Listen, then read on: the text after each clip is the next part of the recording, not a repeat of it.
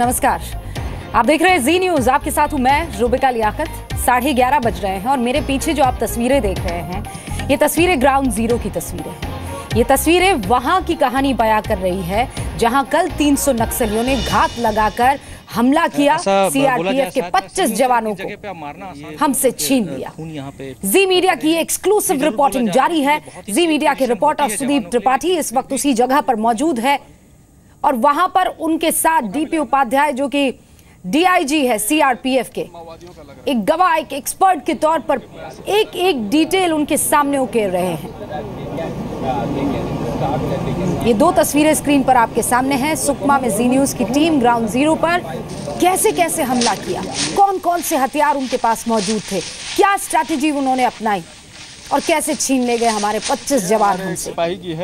ये सब कुछ आपसे कुछ ही देर में देखेंगे। लेकिन उसके पास जो तस्वीर चल रही है वो हमारे 25 सीआरपीएफ के जवानों की तस्वीर है जो शहादत को, वीर गति को प्राप्त हो गए और उन्हें श्रद्धांजलि देने के लिए देश के गृह मंत्री राजनाथ सिंह होता है। बैग के कुछ हिस्से हैं, ये यहाँ पे दो जवान यहाँ। तो संवाददाता सुदीप त्रिपाठी ग्राउंड जीरो से कुछ रिपोर्ट्स भेज रहे हैं और इन्हीं के जरिए पता चल रहा है, इन रिपोर्ट्स के जरिए, कि कैसे नक्सलियों ने हमले को अंजाम दिया था। आप देखिए ये रिपोर्ट।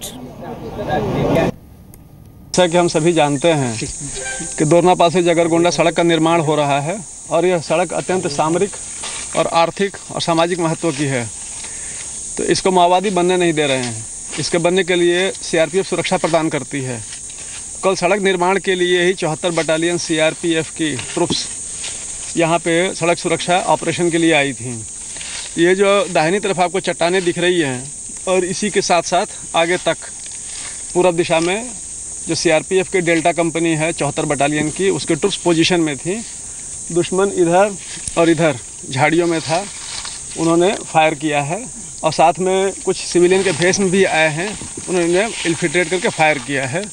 इसके अलावा सड़क के उस पार भी हमारी पार्टी थी, सड़क के उत्तर की तरफ, तो गांव वालों को शील्ड बना के यूज़ किया गया और गांव के घरों में से भी माओवादियों ने फायर किया है, उस कारण से नुकसान हुआ है। आइए मैं आपको वो जगह दिखाता हूँ जहाँ पे कि हमारे जवान लोग शहीद हुए हैं। आइए और बताते हैं।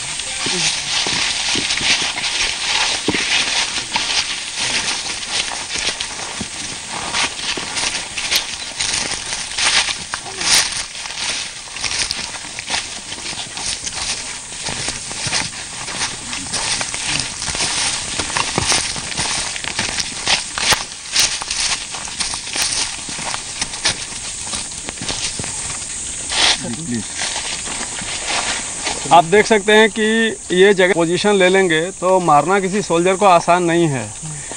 वो क्या है कि कुछ गाँव वालों के भेष में भी थे और धोखे से भी मारा गया है। और सामने आपको गड्ढा दिखाई देगा, वहाँ भी हमारे एक जवान की पोजीशन थी। तो हमारे उसका क्या अर्थ है? What does that mean? What happened exactly? How did they infiltrate? What did happen? What happened is that you can see a village there is nearby. Yeah. They keep moving around here. It is their area. Right. Nobody can stop them from venturing in their area. So they keep coming here and there. It fired at us. And that is another position. I can take you there. So पहचान करना आसान नहीं होता क्या? पहचान करना आसान नहीं होता है। पहचान करना आसान नहीं हो पाता है। ऐसा है कि सिर्फ इसी गांव वाले यहाँ नहीं आते ना, अगल बगल का गांव वाला भी कोई आ रहा है, कोई अपने रिश्तेदार से मिलने जा रहा है, तो अब सबको तो आप नहीं पहचान सकते हैं। वहाँ भी पोजीशन थी एक जवान की। SLR नहीं है, खोखा मिला है ना? नहीं राउंड मिला है। दिखाना। ये SLR ये अपना नहीं है, ये माओवादियों का लग रहा है। अच्छा। क्योंकि उनके पास SLR काफ़ी हैं, हमारे पास ज़्यादातर AK-47 वगैरह हैं, इंसास हैं।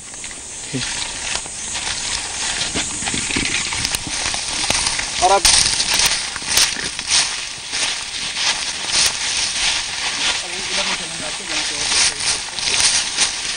चार यहाँ पे शहीद हुए हैं सर। 2 उस चट्टान पे और 2 इधर इसके पीछे।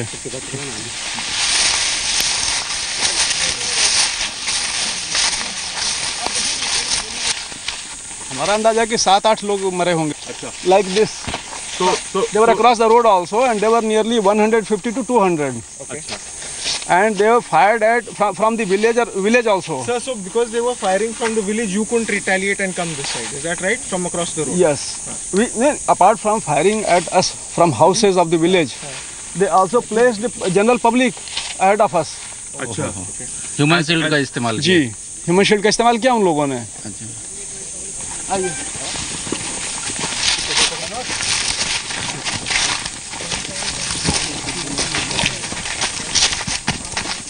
अलग अलग जगहों पे ही ऐसे ये मौजूद है. You can see blood there. अच्छा, ये जवानों ने ऐसी पोजीशन ली होगी ना? जी हाँ, पोजीशन लिया था.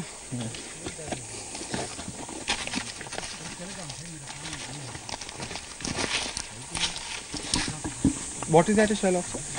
This is shell of AK-47. Okay. This is yours or theirs? No, this is ours. This is enemies. That is Maoists. That's all? That belongs to Maoists. Okay, no. But what is that? That's This is the 7.62 mm round of SLR, self-loading rifle. Okay. उनके शव के साथ भी उन लोगों ने कुछ छत विछत किया है सबको. वो तो पोस्टमार्टम रिपोर्ट में जान पाएगा. ये और काटना तो वो होता है. They have looted some AK-47 rifle and a few.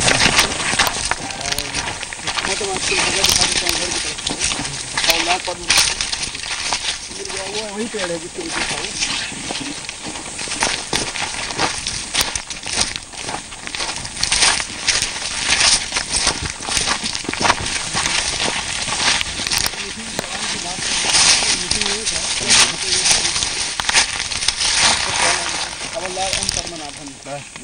Sir क्या है जी, विवेकानंद जी हमारे साथ मौजूद हैं.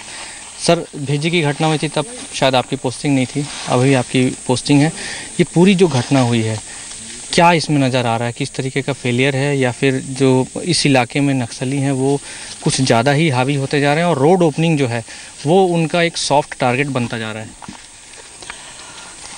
बेसिकली आप इसको ऐसा मतलब समझ सकते हैं कि जब रोड का कंस्ट्रक्शन या कहीं पे ब्रिज का काम चलता है तो उसमें उनको सुरक्षा देने के लिए, मज़दूरों को, ठेकेदार को, जो इंजीनियर काम करते हैं उनको सुरक्षा देने के लिए पार्टियां निकलती हैं. तो एक आप प्रेडिक्शन, ये प्रेडिक्टेबल हो जाता है कि पार्टियां निकलेगी और जहाँ पे काम चल रहा होगा वहीं आसपास इनके द्वारा पोजीशन लिया जाता है. परंतु प्रतिदिन इनके द्वारा जो लोकल सिचुएशन उसके आकलन करके अपना पोजीशन बदलते रहते हैं. परंतु ये निश्चित ही है, ये प्रेडिक्शन कर सकता है कि जब काम चल रहा है, प्रोडक्शन दे रही है, तो इसी एरिया में आसपास कहीं पे उनके द्वारा पोजीशन लिया गया होगा. तो ये है. चूँकि आप अगर देखेंगे पिछले 1.5 वर्षों में, 2 वर्षों में अगर बस्तर रेंज की पूरी अगर सिचुएशन को देखेंगे तो नक्सलियों को काफ़ी क्षेत्रों से पीछे धकेल दिया गया. कुछ क्षेत्रों में उनकी संख्या बहुत ही कम हो गई है.